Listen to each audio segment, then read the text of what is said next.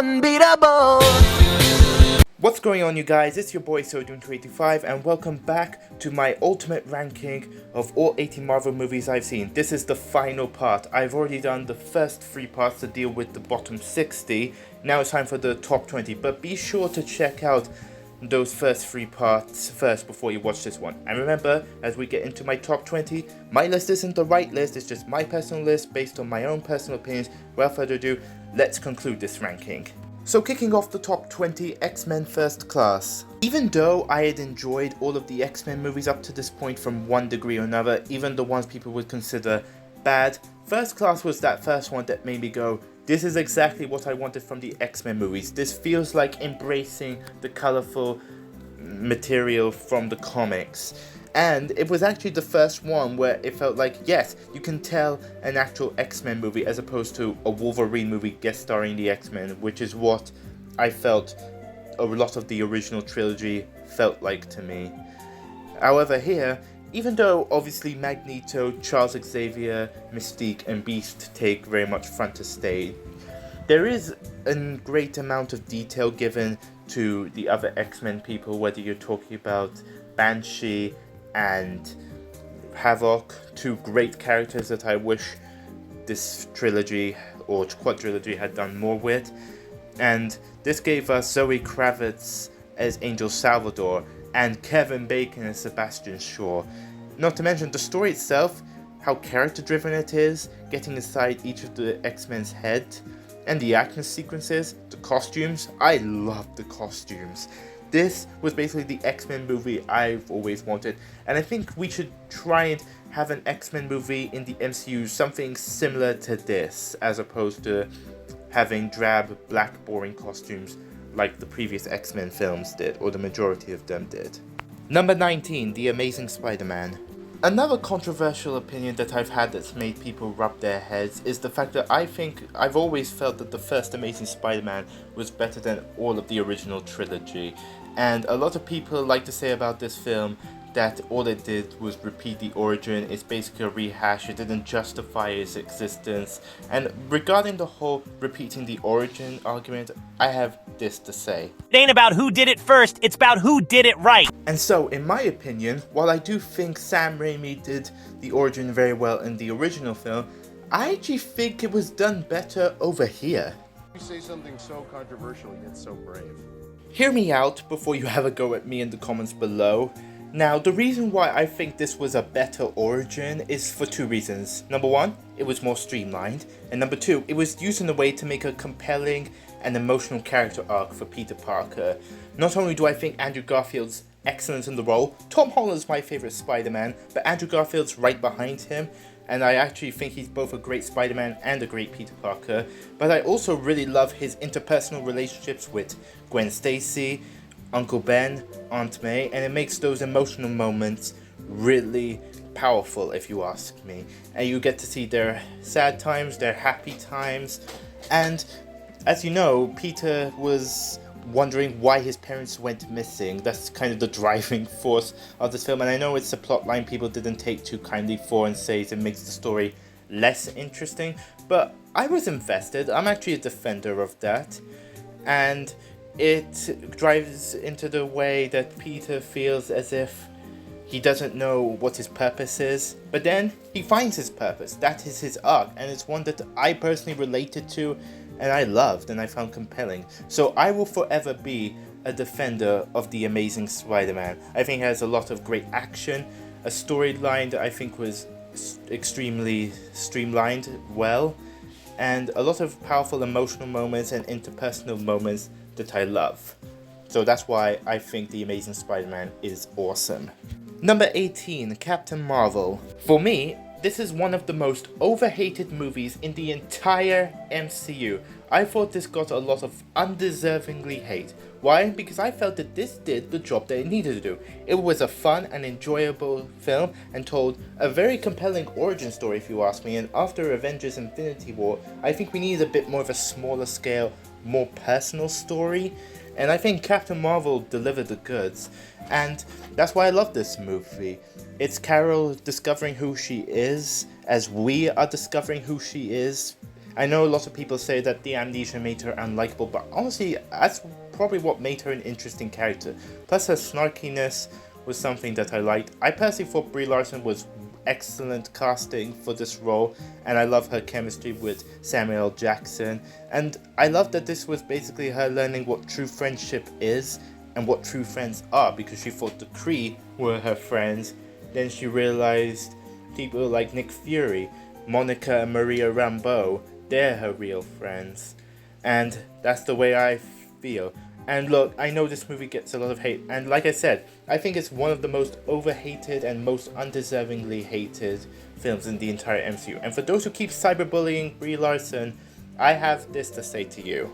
Get a life. In fact, if you give this film another shot and watch it on its own terms, I think you'll actually find this is a pretty big of a blast, because that's what it is for me.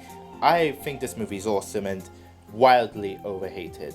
Number 17, Shang-Chi and the Legend of the Ten Rings. I did not expect Shang-Chi to make it into my top 20 favorite Marvel movies of all time, because not only did I not know anything about Shang-Chi before I had heard about this film, but also I wasn't sure whether Marvel could pull off making these very obscure characters big hits a second time in a row after Guardians. And even then, you know my feelings on the first Guardians of the Galaxy movie and its sequel, but boy did they pull it off with Shang-Chi. In fact, I would argue that this did what Eternals did, but better, because not only do you have fantastic directing, fantastic acting, and it's a visually gorgeous and beautiful film to look at, but you have a great family and origin story for Shang-Chi. Simu Liu was clearly born for this role, and he is fantastic.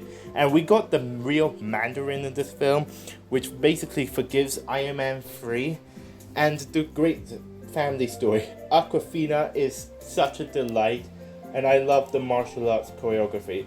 Shang-Chi and the Legend of the Ten Rings, despite the divisiveness of Phase 4, will go down in history as possibly the most universally beloved film in Phase 4 of the Marvel Cinematic Universe. And I think it deserves every ounce of praise it gets. Number 16, Ant-Man. Now, I know a lot of people are very dismissive of the Ant-Man films, especially this one, because of the Edgar Wright drama and how people were so eager to see his take and saw the leaked footage, as well as the fact that this was a bit more of a Marvelized version. But first off, the Marvel formula works very well in this film, and second, you know what? If Edgar Wright was a musician, then I would say that Peyton Reed just put out an amazing cover, because I very much enjoy Ant-Man. I love this family story of fathers and sons in this film, and I think more people should pay attention to it. You get a lot of visually stunning and unique action scenes with the shrinking tech, and I love that. I also love the family story between Scott Lang and Cassie, as well as the relationship between Hank Pym and Hope. I think it's really great. I initially took issue with the fact that I felt that Darren was a bit of a meh villain, but honestly, after Quantumania, that has become enhanced, and I've actually begun to appreciate him as a villain, and I love Ant-Man more. I really love this film, and I thought Paul Rudd is such a delight as Scott Lang, Michael Douglas amazing as Hank Pym, and I really liked his story that he was willing to be in his daughter's life more. So I think Ant-Man is extremely underrated. Number 15, Black Panther. One of the most thematically mature films in the entire MCU, or even in the entire superhero movie genre in general. This used the story to ask some questions. What does it mean to be a king to one's people, and who is one's people?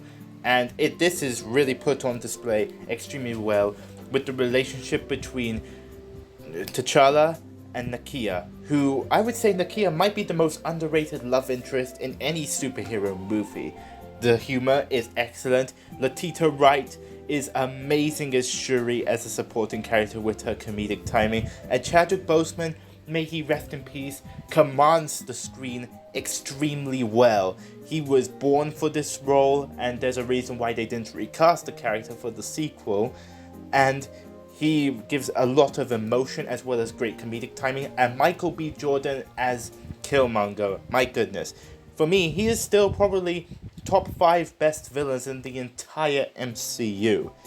I initially took issue with the CGI, but honestly it doesn't bother me that much anymore. I very much love Black Panther, and I respectfully disagree with anyone who says that this movie's overrated. I think it deserves all the praise that it gets. Number 14, Spider-Man Homecoming.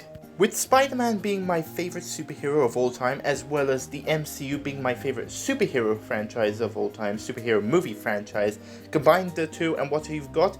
Spider-Man Homecoming, which is such an endearing, charming, and amazing film if you ask me. It is a coming-of-age story for Peter Parker, and it teaches him what it really means to be Spider-Man, and that's the question it asks. It was hinted at in The Amazing Spider-Man, and I think they did a good job at hinting it, but then it goes full swing ahead with Homecoming. It asks the question, what does it mean to be Spider-Man? And it's illustrated with the fact that he defeated the Vulture, that Peter Parker defeated the Vulture without his high-tech suit or iconic suit. And I think that speaks wonders. Tom Holland, perfect casting as Spider-Man.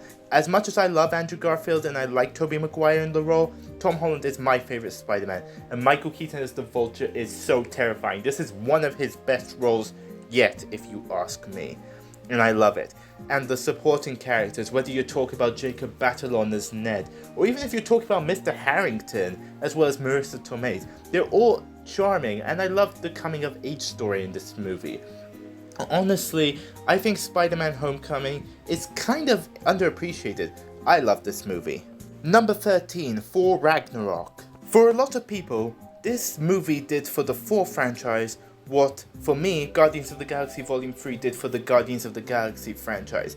Taika Waititi came into Thor Ragnarok and just stabbed it with a burst of energy. This is such a fun and entertaining film.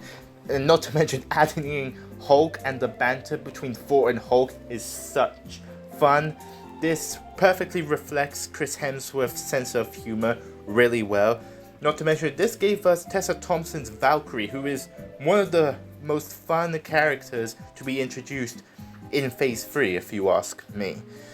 And honestly, contrary to some of its vocal haters, I actually think that it's a perfect balance between humor and emotion. Well, except for one scene, which has actually been made worse since the passing of Ray Stevenson, which is the death of the Warriors 3, which I felt was treated as a joke a little bit, and then it just cuts to, I'm Hela, I'm just a janitor. And that was kind of made worse after Ray Stevenson passed away, knowing that there's no way we can get Volstagg back. Even not unless they recast the character, but I don't think they will. But other than that, I love Thor Ragnarok. It's a ton of fun, it has a lot of heart, and there's a lot of great action. Number 12, Ant-Man and the Wasp. For me, this is one of the most underappreciated movies in the entire MCU. It is a ton of fun, and it didn't need to be big scale, especially after Avengers Infinity War, which was quite an emotional film. I think it was nice to have something light-hearted, and Ant-Man and the Wasp delivered with flying colours. And plus, this and Captain Marvel helped me get through a very difficult place in my life. The scholastic year of 2017-2018 was such a nightmare. I had a horrible year at school that I didn't even go back to that school the following year, that I needed something that feels good as well as gives me hope. And these two movies delivered. And Ant-Man and the Wasp is a ton of fun. Not to mention, Scott has to redeem himself in the eyes of both Hank and Hope, who he got into trouble because he took part in the war, in Civil War. And the MacGuffin story, it's just such a fun film. Not to mention Luis's perfect timing, comedic timing, Michael Pena, and the characters. This was such a ton of fun. And I especially loved the scene where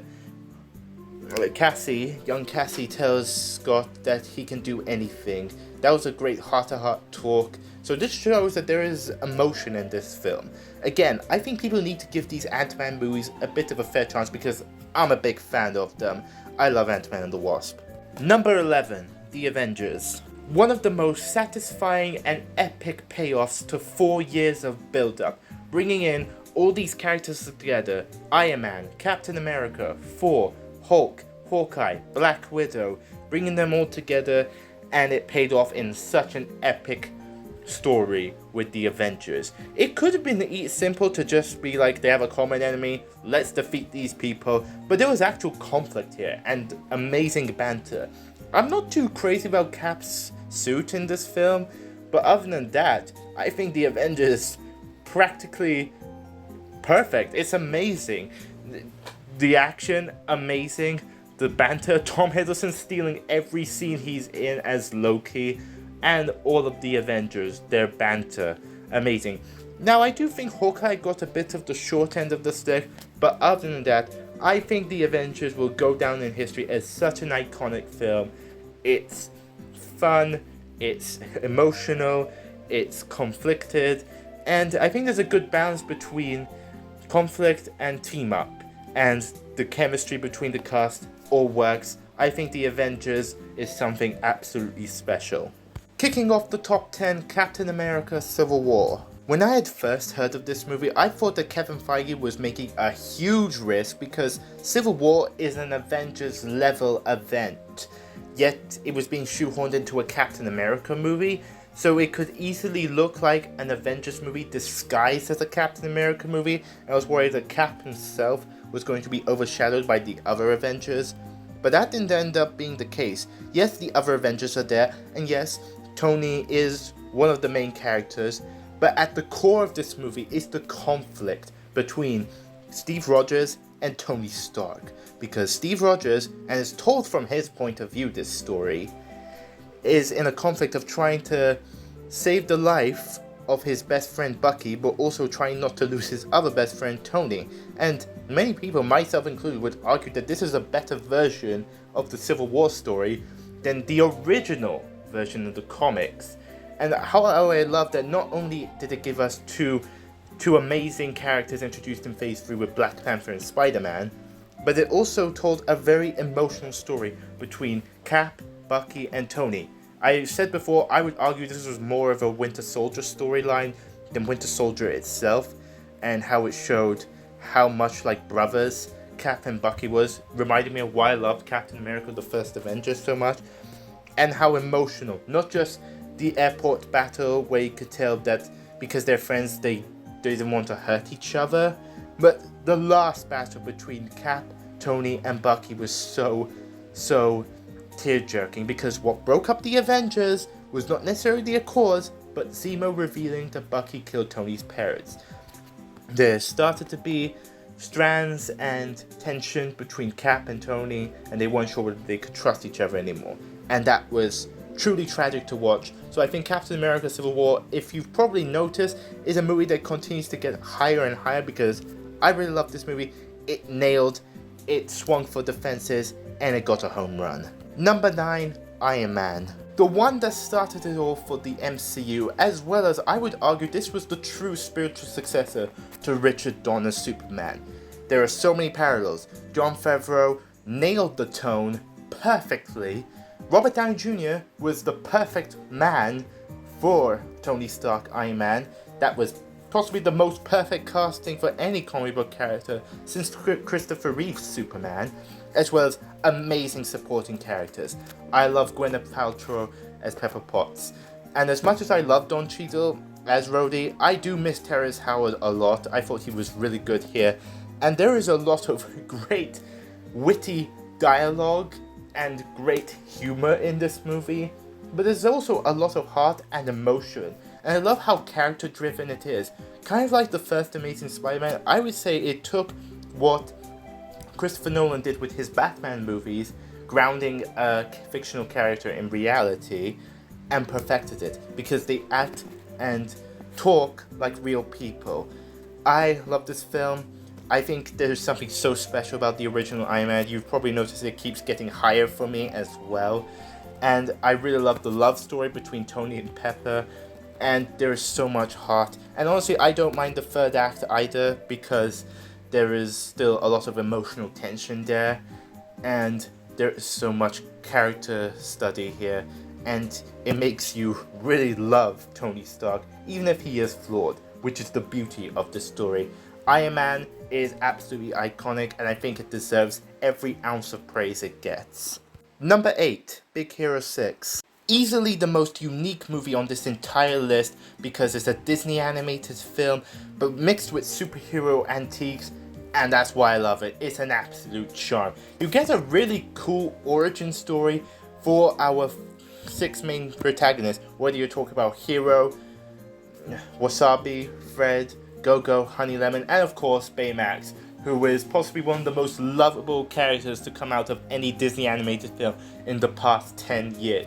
And I love how it's a simple origin story with a lot of tragedy and heart, as well as a villain who I felt was done well. And honestly, I would say if you're going to try and do a somewhat Power Rangers origin story in the future, Hasbro, you should take cues from Big Hero 6, even getting the directors of Big Hero 6, who also did Moana, another film that I'm a pretty big fan of. So Big Hero 6 is such a charm, and it's such a delight. I enjoy it. A great balance of humor and drama and emotion and sadness. I love Big Hero 6. It's amazing. Number 7, Thor Love and Thunder. Now probably some of you in the comments are like, dude, how could you not like the Venom movies but love Thor Love and Thunder? Well, to all of you people who think the opposite to me, I have to say, well, how could you guys like the Venom movies but not like Thor Love and Thunder? Sorry, but it works both ways. For me, Thor Love and Thunder often gets a lot of flack because it has a quote-unquote goofy and not serious tone. But why? Why does serious or dark equal better? This is the thinking of insecure dudes who need to validate their continued enjoyment of the stuff they loved as children. For me, Thor Love and Thunder combined what I love about the first Thor movie and Ragnarok, and combined the two together to make this movie that carries its heart on its sleeves. For a lot of people, it's this over-the-top goofy film that doesn't take itself seriously, but for me, it's a movie about characters who hide the amount of grief they're going through and the trauma they're going through with a lot of fun and comedy. And that's how I view Thor Love and Thunder. But I would argue it actually takes itself more seriously than Ragnarok did.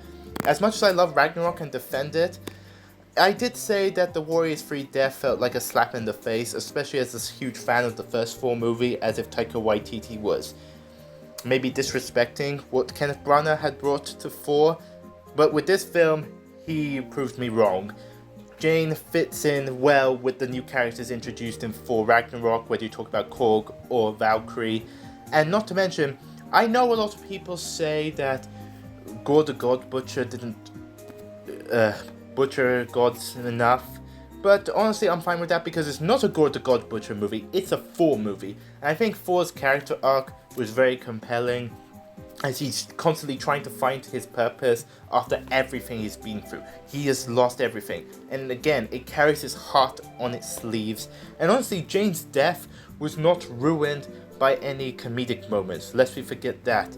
And the love story, honestly, I think won a lot of people over with the Thor and Jane relationship. And I've actually always been a fan of it, even from the first Thor movie.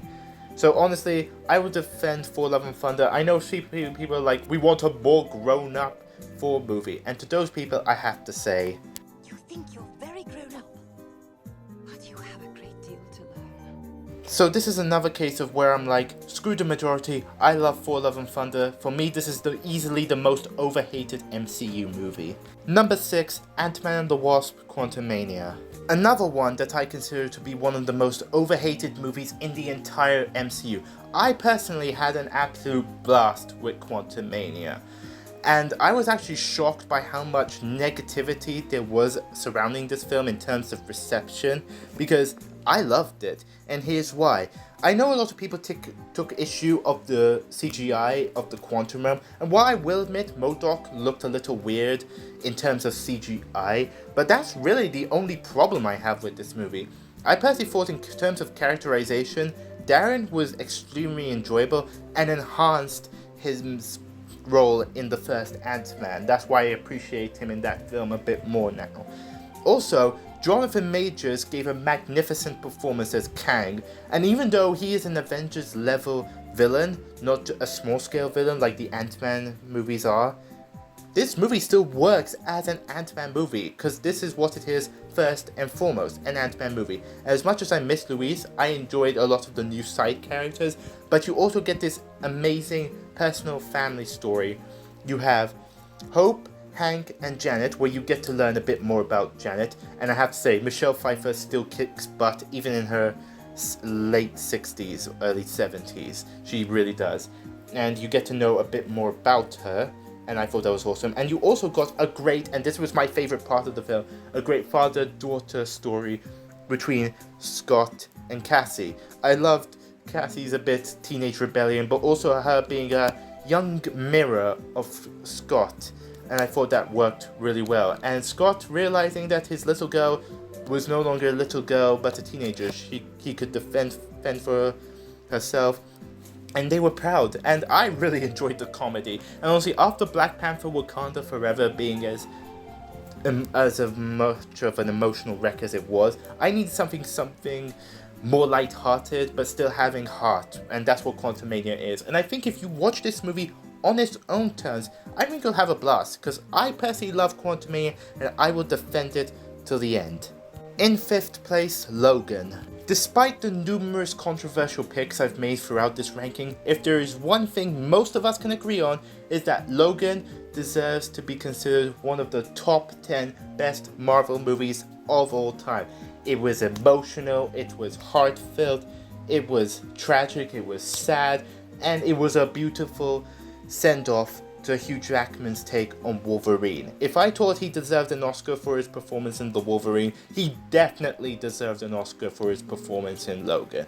And really why I love Logan so much is that because despite it being Hugh Jackman's send-off, it is very small scale and more personal, and imagine how emotional it is and how everyone has lost hope, everyone is gone, and Logan needed to learn to have hope again, and he learns that through this girl, X-23, who is amazing in this film, and their camaraderie and the amount of emotion, how they end up caring about each other, is so tragic, and that ending is extremely sad. So if there's one thing we can agree on, is that Logan deserves every ounce of praise that it gets. In 4th place, Avengers Infinity War. This movie deserves to be called epic. The payoff of 10 years of build-up really showed, and it was an emotional roller coaster with a lot of funny moments, but the emotion is at its core. Honestly, Robert Downey Jr., Chris Hemsworth, Zoe Saldana, they all crushed it in their performances. And Thanos has a great origin in this movie. I really loved his origin in this movie, and the different factions where you get to see all this fan service of all of our favorite heroes teaming up and interacting with each other. That was all epic, and the fight scenes are magnificent, especially the Wakanda and Titan battles. Those are epic, and the emotion and that ending, it was extremely sad. I think all of my praises for Avengers Infinity War has been said countless times already, and I agree it deserves every ounce of praise it gets. This movie is absolutely phenomenal. In 3rd place, Spider-Man Far From Home. For me, this is the most underappreciated superhero movie of all time. This fires on all cylinders if you ask me. After Avengers Endgame, we got this more personal story for Peter Parker, which I love, and it took everything I loved about Spider-Man Homecoming and doubled down on it. I adore Far From Home. I loved how it's dealing with Peter's grief and his lack of self-confidence in himself. In some ways, I would argue this was a better adaptation of the Spider-Man No More storyline than Spider-Man 2 is. Sorry, don't at me, but that's the way I feel. And Mysterio is a ton of fun. Jake Gyllenhaal is clearly having a ton of fun being Mysterio, and he is an amazing villain. The way he plays on Peter psychologically is kind of terrifying, because even though this movie is lighthearted, it has quite a few dark moments. And Peter snapping and breaking down, feeling everything is all his fault, is basically him dealing with the fact that he can't live up to the Avengers or all those other heroes he looks up to. And I love the action in this movie. It's possibly some of the best in any Spider-Man movie. I know a lot of people took issue with whether Tony Stark gave Peter glasses without instructions, but for all we know, he might have. Peter just didn't look at them. And B, I think Peter had earned Tony's trust. And plus, Tony wasn't perfect. As Happy said, he second-guessed everything he did. He was all over the place. But he trusted Peter. That was the one thing he didn't second-guess. And honestly, the relationship between Peter and Mary Jane is honestly adorable. Tom Holland and Zendaya have amazing chemistry, which makes sense since they're dating in real life now. Not to mention, honestly, I will forever defend Spider-Man Far From Home. I think it's the most underappreciated superhero movie of all time. Our runner-up, Avengers Endgame. This is one of the most emotional but epic roller coasters in my entire life. I adore this film so much. Taking place right off from where we left off in Avengers Infinity War, we see how the loss at the end of that film has taken a toll on our heroes. And it is extremely sad for all of them. And even with the whole Fat 4 thing, I see that as him being very comedic to hide the amount of grief he's going through. And a similar thing with all of our heroes. Cap, Tony, they get a second chance to redemption, and even though this is big and epic in scale, kind of like the first 4 movie, it's not afraid to get small and personal. I enjoy the small details, whether you're talking about Tony meeting his dad in the past and appreciating everything he's done for him, realizing that now he just looks at all of the good stuff instead of wondering about the bad stuff, which shows how much progression his character has gone through since the first Iron Man, or whether Cap decides to take that life that he'd been looking for back. I thought that was extremely sad, and it also enhanced every single movie that came before it. And the more said about the third act battle, which is epic and big in all the right ways, the better.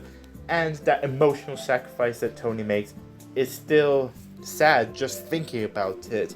It's an emotional journey, and I think Avengers Endgame deserves to truly be called epic.